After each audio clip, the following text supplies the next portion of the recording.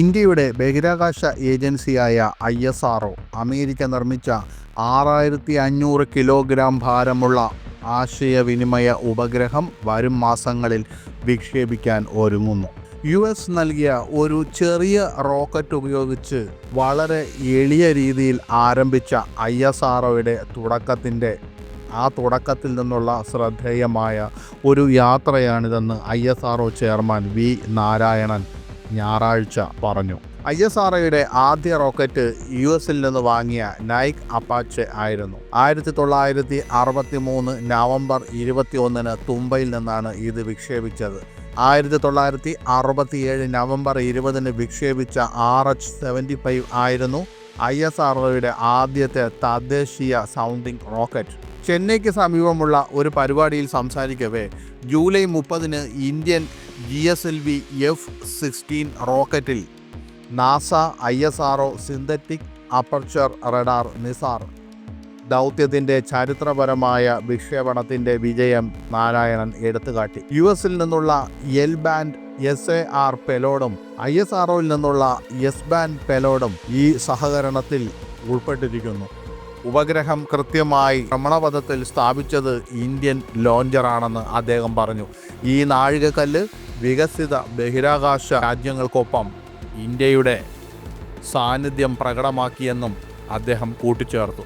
ചെന്നൈക്കടുത്തുള്ള SRM institute of science and ടെക്നോളജിയുടെ 21ാമത് ബിരുദദാന ചടങ്ങിൽ മഹാരാഷ്ട്ര ഗവർണർ CP രാധാകൃഷ്ണൻ ബഹിരാകാശ വകുപ്പിൻ്റെ സെക്രട്ടറി കൂടിയായ നാരായണന് ഓണററി ഡോക്ടർ ഓഫ് സയൻസ് ബിരുദം നൽകി ആദരിച്ചു. 1963 ISRO സ്ഥാപിതമായതെന്നും അന്ന് ഇന്ത്യ വികസിത രാജ്യങ്ങളെക്കാൾ 6-7 വർഷം പിറകിലായിരുന്നുവെന്നും നാരായണൻ തൻ്റെ സ്വീകരണ പ്രസംഗത്തിൽ അനുസ്മരിച്ചു.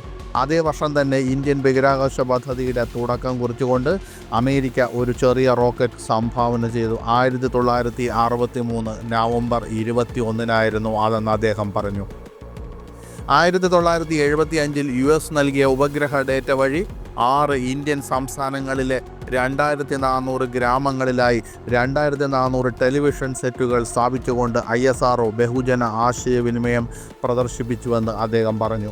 ഒരു എളിയ തുടക്കത്തിൽ നിന്ന് നമ്മൾ കഴിഞ്ഞ ജൂലൈ 30 വരെയുള്ള കാലം പിന്നിടുമ്പോൾ ആ ജൂലൈ 30 ഇന്ത്യൻ ബഹിരാകാശ പദ്ധതിക്ക് ഒരു ചരിത്ര ദിനമായിരുന്നു. നമ്മൾ നിസാർ ഉപഗ്രഹം വിക്ഷേപിച്ചു. ലോകത്ത് ഇതുവരെ നിർമ്മിച്ചതിൽ വെച്ച് ഏറ്റവും ചിലവേറിയ ഉപഗ്രഹം. US നിന്നുള്ള L ബാൻഡ് SAR പെലോഡും ഇസ്രോയുടെ S ബാൻഡ് പെലോഡും ഇസ്രോയും നാസയും തമ്മിലുള്ള സഹകരണത്തിൽ ഉൾപ്പെടുന്നു.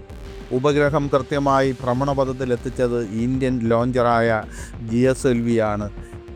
ഇന്ന് വികസിത രാജ്യങ്ങളുമായി നമ്മൾ തോളോട് തോൾ ചേർന്ന് പ്രവർത്തിക്കുന്നു, നാരായണൻ അഭിപ്രായപ്പെട്ടു.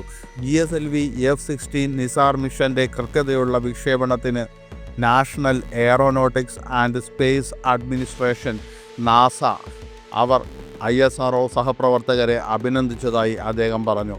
അമേരിക്കയിൽ നിന്ന് ഒരു ചെറിയ റോക്കറ്റ് ലഭിച്ച ഒരു രാജ്യം ഇന്ന് ഇന്ത്യൻ മണ്ണിൽ നിന്ന് സ്വന്തം ലോഞ്ചർ ഉപയോഗിച്ച് അമേരിക്ക നിർമ്മിച്ച 6500 കിലോഗ്രാം ഭാരമുള്ള ആശയവിനിമയ ഉപഗ്രഹങ്ങൾ വിക്ഷേപിക്കാൻ പോകുന്നു. എത്ര ശ്രദ്ധേയമായ വളർച്ചയാണിതെന്ന് അദ്ദേഹം സൂചിപ്പിച്ചു. 50 വർഷം മുമ്പ് ഉപഗ്രഹ സാങ്കേതിക വിദ്യ ഇല്ലാതിരുന്ന ഒരു രാജ്യത്ത് നിന്ന് ISRO ഇന്നുവരെ 34 രാജ്യങ്ങളുടെ 433 ഉപഗ്രഹങ്ങൾ സ്വന്തം വിക്ഷേപണ വാഹനങ്ങൾ ഉപയോഗിച്ച് വിക്ഷേപിച്ചുവെന്ന് അദ്ദേഹം പറഞ്ഞു. തീർച്ചയായും ISRO ഇന്ത്യയുടെ അഭിമാനമാണ്. ISRO ലോകത്തിന് മുന്നിൽ തല ഉയർത്തി നിൽക്കാൻ കഴിയുന്ന ഒരു സ്ഥാപനമാണ് ISRO.